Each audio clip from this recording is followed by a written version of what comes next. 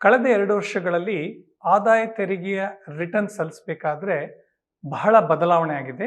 ಅದರಲ್ಲಿ ಏನಪ್ಪಾ ಅಂತಂದ್ರೆ ಹಳೆ ಪದ್ಧತಿ ಮತ್ತು ಹೊಸ ತೆರಿಗೆ ಪದ್ಧತಿನ ನಾವು ಆಯ್ಕೆ ಮಾಡ್ಕೋಬೇಕಾಗುತ್ತೆ.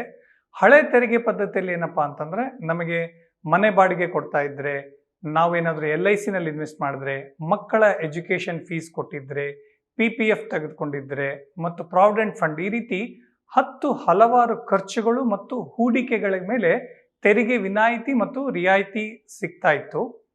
ಇದರಲ್ಲಿ ಏನಪ್ಪಾ ಅಂತಂದ್ರೆ ಹಲವಾರು ಸಮಸ್ಯೆಗಳಿತ್ತು. ಏನಪ್ಪಾ ಅಂತಂದ್ರೆ ಆದಾಯ ತೆರಿಗೆ ಇಲಾಖೆಗೆ ನಾವು ದಾಖಲೆಗಳನ್ನು ಸಲ್ಲಿಸಬೇಕಾಗಿತ್ತು. ಹಾಗಾಗಿ ಅದರಿಂದ ಬಹಳಷ್ಟು ಜನಕ್ಕೆ ಸಮಸ್ಯೆ ಇತ್ತು. ಈ ಹೊಸ ತೆರಿಗೆ ಪದ್ಧತಿಯಲ್ಲಿ ಏನಪ್ಪಾ ಅಂತಂದ್ರೆ ನಮಗೆ ಈ ಸ್ಟ್ಯಾಂಡರ್ಡ್ ಡಿಡಕ್ಷನ್ ಏನು 75,000 ರೂಪಾಯಿ ಅಂತ ಇದೆ, ಅದನ್ನು ಬಿಟ್ಟರೆ ಬೇರೆ ಯಾವ ಹೂಡಿಕೆಗಳು ಅಥವಾ ಖರ್ಚುಗಳಿಗೆ ಯಾವುದೇ ರೀತಿಯ ತೆರಿಗೆ ವಿನಾಯಿತಿ ಮತ್ತು ರಿಯಾಯಿತಿಗಳು ಇರುವುದಿಲ್ಲ. ಇನ್ನು ತೆರಿಗೆ ಸ್ತರಗಳನ್ನು ಏನ್ ಮಾಡಿದಾರಪ್ಪ ಅಂತಂದ್ರೆ ಅದನ್ನ ಜಾಸ್ತಿ ಮಾಡಿದ್ದಾರೆ.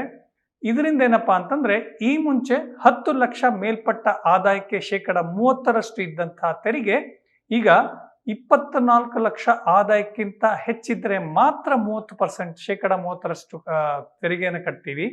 ಇನ್ನು ಯಾರಿಗಾದ್ರೂ 12,75,000 ರೂಪಾಯಿ ಆದಾಯ ಇದ್ರೆ ಅವರು 1 ರೂಪಾಯಿ ಕೂಡ ತೆರಿಗೆ ಕಟ್ಟೋದಿಲ್ಲ. ಹಾಗಾಗಿ ಈ ಹಳೆ ಪದ್ಧತಿ ಅನ್ನೋದೇನಪ್ಪಾ ಅಂತಂದ್ರೆ ಯಾರಿಗೂ ಆಕರ್ಷಣೀಯ ಅಲ್ಲ.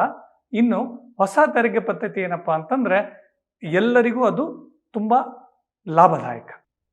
ಈಗ ಹೊಸದಾಗಿ ಕೆಲಸಕ್ಕೆ ಸೇರ್ಕೊಂಡಿರೋರ್ಗೆ ಏನಪ್ಪಾ ಅಂತಂದ್ರೆ ಅವರ ಆದಾಯ ಎಷ್ಟಿದೆ ಅಂತ ನಾವು ನೋಡಬೇಕಾಗುತ್ತೆ. 12,75,000ಕ್ಕಿಂತ ಅವರ ಆದಾಯ ಕಡಿಮೆ ಇದ್ರೆ ಅವರು ಯಾವುದೇ 1 ರೂಪಾಯಿ ತೆರಿಗೆಯನ್ನು ಕಟ್ಟೋದಿಲ್ಲ. ಹಾಗಾಗಿ ಅವರು ತೆರಿಗೆ ವಿಚಾರವಾಗಿ ತಲೆ ಕೆಡಿಸ್ಕೊಳ್ಳೋ ಆಗಿಲ್ಲ. ಆದ್ರೆ 12,75,000ಕ್ಕಿಂತ ಜಾಸ್ತಿ ಇದೆ ಅವರ ಆದಾಯ ಅಂತಂದಾಗ ಈ ಹೊಸ ತೆರಿಗೆ ಪದ್ಧತಿಯಲ್ಲಿ ಯಾವುದೇ ರೀತಿಯ ಹೂಡಿಕೆಗಳಿಗೆ ತೆರಿಗೆ ವಿನಾಯಿತಿ ಇಲ್ಲ. ಹಾಗಾಗಿ ಅವರು ವೈಯಕ್ತಿಕವಾಗಿ ಏನಪ್ಪಾ ಅಂತಂದ್ರೆ ಅವರ ಹಣಕಾಸಿನ ವಿಚಾರಗಳನ್ನ ಹೇಗೆ ಅವರ ಹಣವನ್ನು ಬೆಳೆಸ್ಕೊತಾರೆ, ಎಲ್ಲೆಲ್ಲಿ ಅವ್ರನ್ನ ಹೂಡಿಕೆಗಳನ್ನ ಮಾಡಿದಾಗ ಅವ್ರಿಗೆ ಹೆಚ್ಚಿನ ಆದಾಯ ಬರುತ್ತೆ ಅನ್ನೋದನ್ನ ಅವರು ನೋಡ್ಕೋಬೇಕಾಗುತ್ತೆ.